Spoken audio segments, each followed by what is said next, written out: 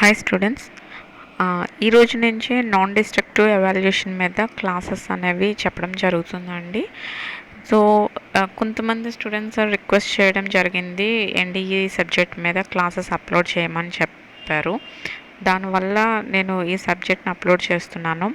అయితే చాలామంది కూడా మెయిల్స్ చేశారు, ఫెమ్ సబ్జెక్ట్ చాలా యూజ్ అయింది ఎగ్జామ్స్లో, దాన్ని క్వాలిఫై అయ్యాము అని చెప్పేసి అన్నారు. చాలా హ్యాపీగా అనిపించిందండి. మీరు బెనిఫిట్ పొందారు అని అంటే మాకు చాలా హ్యాపీగా అనిపించింది. సో ఇంకా ఎవరైనా బ్యాక్లాగ్స్ ఉన్నా, లేకపోతే మీ జూనియర్స్ నెక్స్ట్ వాళ్ళ రాయిపోతారు కదా ఎగ్జాము, సో అలాంటి వాళ్ళకి షేర్ చేయండి. సో వాళ్ళకి యూజ్ అవుతుంది. అండ్ ఈ ఎన్డీఈ సబ్జెక్ట్లోకి వచ్చేసరికి ఏంటి అంటే, మనకి ఈ సిలబస్ చూసినట్లయితే మనకి 6 యూనిట్స్ ఉన్నాయండి. సో ఫస్ట్ యూనిట్లో introduction to non destructive testing అని చెప్పాడు. సో దాని యొక్క నాన్ డిస్ట్రక్టివ్ టెస్టింగ్ యొక్క ఇంట్రడక్షన్తో పాటుగా రేడియోగ్రఫీ టెస్ట్ గురించి డీటెయిల్డ్గా వాడు అడగడం జరిగింది, ఈచ్ అండ్ ఎవ్రీ టాపిక్. అలాగే యూనిట్ 2లో అల్ట్రాసోనిక్ టెస్ట్ గురించి, అలాగే యూనిట్ 3లో లిక్విడ్ పెనిట్రేషన్ టెస్ట్, అలా ప్రతి యూనిట్లోని ఒక్కొక్క టెస్ట్, అంటే ఎన్డీఈలో ఒక్కొక్క టెస్ట్ యొక్క మెథడాలజీస్ గురించి డిస్కస్ చేయడం అంటే టాపిక్స్ ఇవ్వడం జరిగింది. సో మనం బేసిక్గా ఏంటి అంటే, ఈ టెస్టింగ్ మెథడ్స్ గురించి మనం అర్థం చేసుకోగలిగితే కనుక మనం ఈజీగా ఎగ్జామ్స్లో అటెంప్ట్ చేయగలము ఈ సబ్జెక్టు. ఇది పెద్ద టఫ్ సబ్జెక్ట్ ఏం కాదండి, కంప్లీట్గా థియరిటికల్ సబ్జెక్టే. సో ఆ మెథడ్, ఆ టెస్టింగ్ మెథడ్ ఎలా యూజ్ చేస్తాం, వాటి ఎక్విప్మెంట్ ఏంటి, అప్లికేషన్స్ ఏంటి, అడ్వాంటేజెస్ ఏంటి, డిసడ్వాంటేజెస్ ఏంటి, ఆ టెక్నిక్స్ ఏంటి, ఇవన్నీ కూడా తెలుసుకోగలిగితే కనుక ఈ సబ్జెక్టు ఈజీగా అర్థమవుతుంది. సో ఇది టఫ్గా అయితే ఫీల్ అవ్వద్దండి, చాలా సింపులే. మీకు 4.2లో పీపీసీ సబ్జెక్ట్ అనేది కూడా ఉంటుంది. అది ఆ సబ్జెక్ట్ మీద నేను కంప్లీట్గా అప్లోడ్ చేయడం జరిగింది. ఇంకా కొన్ని టాపిక్స్ ఏవో మిస్ అవి ఉండొచ్చు, ఎందుకంటే నేను అప్లోడ్ చేసిన వీడియోస్ అవి కనుక మీరు వింటే కనుక అవి సరిపోతుంది, క్వాలిఫై అవ్వడానికి సరిపోతుంది, ఛాన్స్ ఉంటుంది. సో ఈ సబ్జెక్ట్ మీద కూడా క్వాలిఫై అవ్వేంతగా, అంటే 3 యూనిట్స్ కంపల్సరీగా నేను అప్లోడ్ చేస్తాను. మోర్ దెన్ 3 అంటే నేను కొంచెం అయితే లేట్ అవ్వచ్చు, లేదు అంటే నెక్స్ట్ మంత్లోగానే నేను ఎగ్జామ్స్ ఇంకా ముందే నేను అప్లోడ్ చేస్తానండి. ఫస్ట్ ఆఫ్ ఆల్ ఈరోజు ఫస్ట్ యూనిట్ గురించి డిస్కస్ చేసుకుందాము. సో స్టార్టింగ్ వచ్చేసి నాన్ డిస్ట్రక్టివ్ టెస్టింగ్ అండి. అసలు మనకి ఈ destructive testing and non destructive testing అనేవి 2 ఉన్నాయండి. ఈ 2 కూడా టెస్టింగ్ మెథడ్సే. ఫస్ట్ ఆఫ్ ఆల్ ఈ 2 కూడా టెస్టింగ్ మెథడ్సే. అయితే దేన్ని టెస్ట్ చేస్తాయి అని అంటే, మెటీరియల్స్ని టెస్ట్ చేస్తాను. మనం మ్యానుఫ్యాక్చర్ చేస్తాం కదా, మ్యానుఫ్యాక్చర్ చేసినప్పుడు చాలా ఇంజిన్ కాంపోనెంట్స్ మనం చాలా మ్యానుఫ్యాక్చర్ చేస్తాము.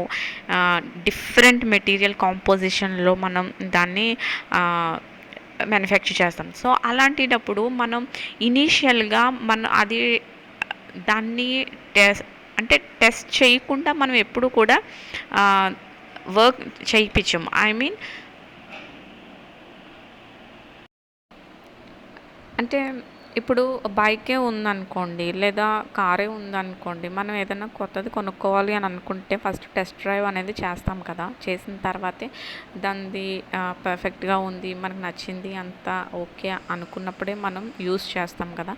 సో అదేవిధంగా ఏ కాంపోనెంట్ మ్యానుఫ్యాక్చర్ చేసినా ఓకేనా, దాన్ని ఫస్ట్ ఆఫ్ ఆల్ టెస్ట్ చేయడం అనేది కామన్ కదా. సో ఈ టెస్టింగ్ మెథడ్స్లో 2 రకాలు ఉన్నాయి, ఒకటి destructive and non destructive methods. అయితే మనకి ఇక్కడ నాన్ డిస్ట్రక్టివ్ టెస్టింగ్ మాత్రమే హైలైట్ చేయడం జరుగుతుంది, డిస్ట్రక్టివ్ టెస్టింగ్ మెథడ్ని మనకి ఇంక్లూడ్ చేయలేదు. ఈ రెండు కూడా ఒక టెస్టింగ్ మెథడ్సే. బట్ ఈ నాన్ డిస్ట్రక్టివ్ టెస్టింగ్లో మనకి నాన్ డిస్ట్రక్టివ్ టెస్టింగ్ మీద ఒక సబ్జెక్టే ఇవ్వడం జరిగిందండి. ఒక సిలబస్ అనేది దానికి ఇవ్వడం అంటే ఈచ్ అండ్ ఎవ్రీ టెస్టింగ్ మెథడ్‌ని కూడా ఇన్ డీటెయిల్డ్‌గా ఎక్స్‌ప్లెయిన్ చేయడం. అంటే దాని యొక్క టాపిక్స్ ఇవ్వడం, దాని గురించి నేర్చుకోండి అని చెప్పడం మనకు సిలబస్‌లో ఇంక్లూడ్ చేయడం జరిగింది. ఎందుకు దీనికి ఇంత ప్రిఫరెన్స్ నాన్ డిస్ట్రక్టివ్ టెస్టింగ్ అని అంటే ఇది ఏంటంటే అడ్వాన్స్డ్ మెథడాలజీ అన్నమాట. అడ్వాన్స్డ్ టెక్నిక్ యూజ్ చేసి జరుగుతున్న టెస్టింగ్ అన్నమాట. సో అందుకనే దీనికి ఇంతే ప్రిఫరెన్స్ ఇచ్చింది. అంటే ఫ్యూచర్లో ఇండస్ట్రీలోనే కావచ్చు, ఎక్కడైనా కావచ్చు, ఏంటంటే ఈ మెథడాలజీస్, ఈ టెక్నిక్స్ యూజ్ చేసి చేయడం వల్ల మనకి బెటర్ ఇంప్రూవ్మెంట్ అనేది ఉంటుంది, క్వాలిటీ ఇంప్రూవ్మెంట్ ఉంటుంది. అలాగే డిఫరెంట్ డిఫెక్ట్స్ అనేవి మనం ఎలిమినేట్ చేయొచ్చు అన్నమాట ఆ టెస్ట్ పేజ్లో. ఎందుకు డిస్ట్రక్టివ్ టెస్టింగ్ని ఎందుకు హైలైట్ చేయలేదు అంటే అది జనరల్ మెథడ్. ఇప్పుడు డిస్ట్రక్టివ్ టెస్టింగ్ మెథడ్ అంటే మనకు ఆల్రెడీ తెలుసు బీటెక్లో ఏంటంటే యూనివర్సల్ టెస్టింగ్ మిషన్ ద్వారా మనం కంప్రెషన్ టెస్ట్, అలాగే టెన్సైల్ టెస్ట్, సో ఇవన్నీ చేయడం జరిగింది కదండి. వర్క్ స్పెసిమెన్ తీసుకొని దానికి ఫోర్స్ అప్లై చేసి, లోడ్ అప్లై చేసి మనం దాన్ని ఒక బ్రేకింగ్ పాయింట్ వరకు రీచ్ అయ్యేంత వరకు దాని మీద కంటిన్యూస్గా లోడ్ అనేది అప్లై చేయడం జరుగుతుంది. ఎప్పుడైతే మనకి బ్రేకింగ్ పాయింట్ నోట్ ఏ ఏ మూమెంట్లో బ్రేక్ అవుతుందో అనేది నోట్ చేసుకున్నామో, చేసిన తర్వాత అది మనం అనుకున్న లోడింగ్ కండిషన్కి అది సస్టైన్ అవ్వగలుగుతుందా లేదా అనేది టెస్ట్ చేయడం జరుగుతుంది. ఒకవేళ మనం ఫర్ ఎగ్జాంపుల్ 100 kN అనుకుందాం. సో ఆ స్పెసిమెన్ మనం ఏదైతే తీసుకున్నామో టెస్ట్ చేయడానికి తీసుకున్న ఆ స్పెసిమెన్ అది ఒక 80 kN దగ్గరే బ్రేక్ అయ్యింది అనుకుందాం. అప్పుడు ఏమవుతుందండి, మనం అనుకున్న టార్గెట్ రీచ్ అవ్వలేదు కనుక సో రీమ్యానుఫ్యాక్చర్ చేయడం జరుగుతుంది. సో ఇంకా మెటీరియల్ కాంపోజిషన్ ఇంకా ఇంప్రూవ్ చేయడం జరుగుతుంది. సో అది చేసి మళ్ళీ టెస్ట్ చేస్తాము, మళ్ళీ దాని అల్టిమేట్ పాయింట్ వరకు చూస్తాము. సో మనం ఎప్పుడు సాటిస్ఫై అవుతామండి, అప్ టు 100 kN. మనం ఇక్కడ తీసుకున్నది 100 కదా, సో అప్ టు 100 kN. అలాగే వివిధమైన లోడింగ్ కండిషన్స్ అనేవి మనం జరుపుతూ ఉంటాం. ఎందుకు అంటే మనం అనుకునే ఆ లోడ్ ఎంతైతే ఉందో దానికి రీచ్ అయ్యేంత వరకు మనం రిపీటెడ్గా కంటిన్యూస్గా పెర్ఫామ్ చేస్తూనే ఉంటాం ఈ టెస్టింగ్ అనేది. సో దీనివల్ల ఏమవుతుంది అంటే టైం అనేది వేస్ట్ అవుతుంది, అలాగే మెటీరియల్ వేస్టేజ్ కూడా జరుగుతుంది. అంతే కదండి. ఫర్ ఎగ్జాంపుల్ ఇప్పుడు చూడండి, ఒక గ్లాస్ పాలే తీసుకున్నాము, దానికి 2 స్పూన్ షుగర్ వేస్తే కనుక అది పర్ఫెక్ట్గా ఉంటుంది. అయితే ఒకవేళ గ్లాస్ పాల్లో ఒక 1/2 స్పూను షుగర్ వేసేసి ఇచ్చేసి తాగేమంటే అది ఎలా ఉంటుంది, మనం సాటిస్ఫై అవ్వలేము, అది చప్పగా ఉంటుంది, ఎలా తాగలుగుతాం. సో సరే సరిపోలేదు మళ్ళీ మార్చంటే మళ్ళీ ఇంకో 1 స్పూన్ వేసినా సరే. ఎప్పుడైతే 2 స్పూన్స్ కరెక్ట్గా వేస్తామో ఒక గ్లాస్కి అప్పుడే అది ఫుల్ఫిల్ అవుతుంది కదా. ఇన్ ద సేమ్ వే ఇక్కడ కూడా అంతే. ఇక్కడ ఎప్పుడైతే మనం ఆ మెటీరియల్ స్ట్రెంగ్త్ ఇంత కావాలి, ఇంత లోడ్ అనేది ఇది బేర్ చేయాలి అని మనం ఎప్పుడైతే అనుకుంటామో అది రీచ్ అయ్యేంత వరకు మనం టెస్ట్ జరుపుతూనే ఉండాలి. సో ఈ డిస్ట్రక్టివ్ టెస్టింగ్లో ఏంటంటే డిస్ట్రక్టివ్ మీన్స్ దాన్ని డిస్ట్రాయ్ చేస్తాం, మెటీరియల్ని డ్యామేజ్ చేస్తాం. డ్యామేజ్ చేయకుండా అక్కడ పని జరగదు, టెస్టింగ్ కంప్లీట్ అవ్వదు. సో ఈ నాన్ డిస్ట్రక్టివ్ టెస్టింగ్లో డ్యామేజ్ అనేది ఉండదు, డిస్ట్రాయ్ చేయడం అనేది ఉండదు. సో డిస్ట్రాయ్ చేయకుండా దాన్ని ఆ సాలిడ్ మెటీరియల్ ఎలా అయితే ఉందో అలాగే దాన్ని టెస్ట్ చేస్తాం అన్నమాట. టెస్ట్ చేసి దాని రిజల్ట్స్ అనేవి ఈజీగా మనం తీసుకొస్తాం అన్నమాట. సో దానికోసం గంటలు కష్టపడిన అవసరమో లేదు. సో అన్నీ సేవ్ అవుతుంది అన్నమాట, మెటీరియల్, టైము, ఎవ్రీథింగ్ అక్కడ సేవ్ అవ్వడం జరుగుతుంది అన్నమాట. సో అందుకునే ఈ మెథడాలజీని ఎక్కువగా ప్రిఫర్ చేసుకున్నాను. సో ఇది ఒక అడ్వాన్స్డ్ మెథడ్ అన్నమాట. సో కమింగ్ డేస్లో మనకి ఈ టెక్నాలజీ అనేది చాలా యూజ్ అవుతుంది. అందుకని ఈ సబ్జెక్ట్ని అనేది హైలైట్ చేయడం జరిగింది. ఇక్కడ వచ్చేసరికి మనకి నాన్ డిస్ట్రక్టివ్ టెస్టింగ్లో ఇది చదువుదామండి. To evaluate the properties of the material components of system without causing damage. నేను చెప్పాను కదా. సో ఈ నాన్ డిస్ట్రక్టివ్ టెస్టింగ్లో ఏం జరుగుతుంది అంటే మనం మెటీరియల్ ప్రాపర్టీస్ని ఎవాల్యుయేట్ చేయడానికి చేయగలుగుతాము. దేని ద్వారా డ్యామేజ్ అవసరం లేకుండా మనం ఎవాల్యుయేట్ చేయగలుగుతాం అన్నమాట. Second point, the terms non destructive examination, non destructive inspection, non destructive evaluation are commonly used to describe this technology. So non destructive testing అన్నా, ఇన్స్పెక్షన్ అన్నా, ఎవాల్యుయేషన్ అన్నా, ఎగ్జామినేషన్ అన్నా ఇవంతా కూడా ఒకటే చెప్తుంది అన్నమాట. అంటే వితౌట్ కాజింగ్ ఎనీ డ్యామేజ్ మనం ఈజీగా దాని యొక్క ప్రాపర్టీస్ ఎవాల్యుయేట్ చేస్తాము అని. 6 మెథడ్స్ యూజ్డ్ ఇన్ ఎన్డిటి. దీనిలో 6 మెథడ్స్ అనేవి యూజ్ చేస్తామండి. ఒకటి eddy current, magnetic particles, dye or penetration test, radiography and ultrasound, sonic and visual testing అండి. విజువల్ టెస్టింగ్ అనేది ఏమీ లేదు, ఈజీగా మనం చూసి ఐడెంటిఫై చేయగలం. మీరు అనుకోవచ్చు చూసి ఎలా ఐడెంటిఫై చేస్తామని చెప్పేసి మీరు అనుకోవచ్చు. అంటే ఇప్పుడు దాని యొక్క సైజ్ కానీ షేప్ కానీ, అలాగే సర్ఫేస్ మీద ఎలాంటి డ్యామేజ్ ఉన్నా అది మనకి కంటికి కనిపించేది అంతే.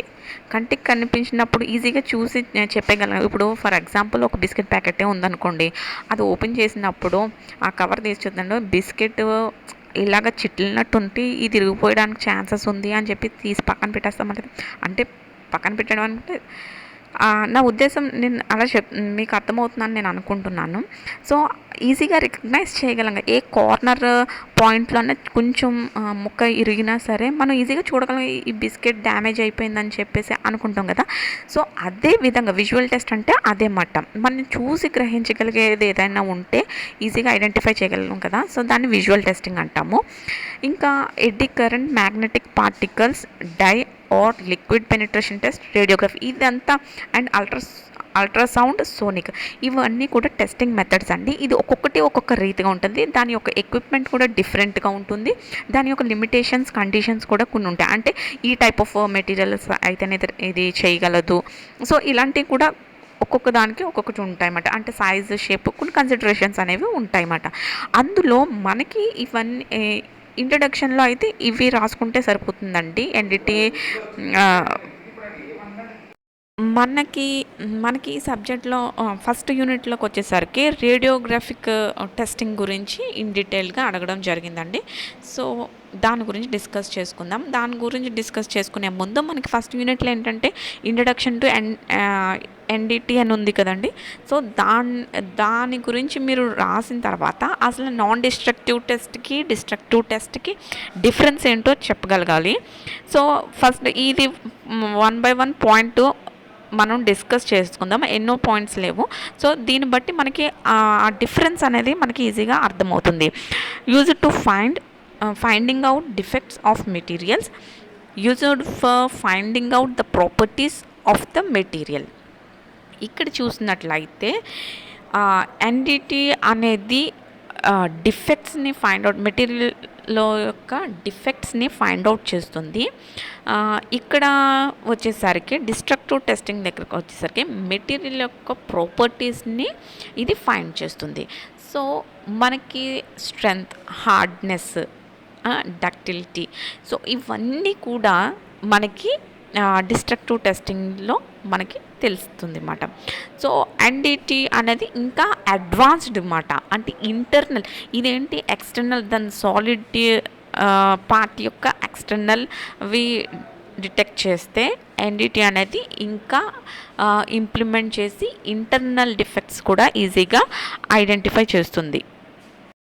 ఇక్కడ సెకండ్ పాయింట్ దగ్గరకు వచ్చేసరికి loading is not applied on the material. ఇక్కడ loading is applied on the material. So destructive టెస్ట్లో డ్యామేజ్ జరుగుతుంది కదా. డ్యామేజ్ ఎందుకు జరుగుతుంది? లోడింగ్ అప్లై చేయడం వల్లే జరుగుతుంది కదా. సో లోడ్ ఇక్కడ అప్లై చేస్తాము. ఇక్కడ లోడ్ అనేది ఎలాంటి లోడ్ అప్లై చేయగలదు అన్నమాట. Next no load application, so no chance for material damage. ఇక్కడ డ్యామేజ్ అవ్వే అవకాశం ఉంది. No requirement of special equipment are required. So స్పెషల్గా ఎక్విప్మెంట్ అనేది డిస్ట్రక్టివ్ టెస్టింగ్లో మనకు అవసరం. అంటే మనం కండక్ట్ చేస్తున్న based on the type of టెస్ట్ని బట్టి మనకి ఎక్విప్మెంట్ అవసరం అయ్యే ఛాన్సెస్ ఉంది. దీంట్లో అలాంటి స్పెషల్ ఎక్విప్మెంట్ అనేది అవసరం లేదు. ఇది నాన్ ఎక్స్పెన్సివ్, ఇది ఎక్స్పెన్సివ్. ఇది లెస్ స్కిల్, ఇది స్కిల్డ్ ల్యాబ్ అనే వాళ్ళు అవసరం అన్నమాట. దీనికి నాన్ డిస్ట్రక్టివ్ టెస్టింగ్ అంటే ఈ టైప్ ఆఫ్ టెస్ట్స్ వస్తాయండి. డిస్ట్రక్టివ్ టెస్టింగ్ అంటే tensile test, compression test, hardness test etcetera. So ఈ విధంగా మనకి రావడం జరుగుతుంది. నెక్స్ట్ వచ్చేసరికి రేడియేషన్ గురించి మనం కొన్ని పాయింట్స్ తెలుసుకోవాలి. రేడియేషన్ గురించి చెప్పుకునే ముందు ఫస్ట్ ఒక పాయింట్ చెప్తానండి. అదేంటి అంటే అప్లికేషన్స్ అండి. నాన్ డిస్ట్రక్టివ్ టెస్టింగ్ యొక్క అప్లికేషన్స్ అది అడిగే ఛాన్స్ ఉంది. మనకు 2 మార్క్స్ క్వశ్చన్లో కానీ 4 మార్క్స్ క్వశ్చన్లో కానీ అడిగే ఛాన్స్ ఉంది. So what are the applications of NDT అని అడుగుతారు. సో ఆర్ ఎన్డిఈ అన్న అడిగే ఛాన్స్ ఉంది. సో ఈ ఎన్డిటిలో ఏంటంటే మనకి ఇది చాలా ఫీల్డ్స్లో యూజ్ అవుతుంది.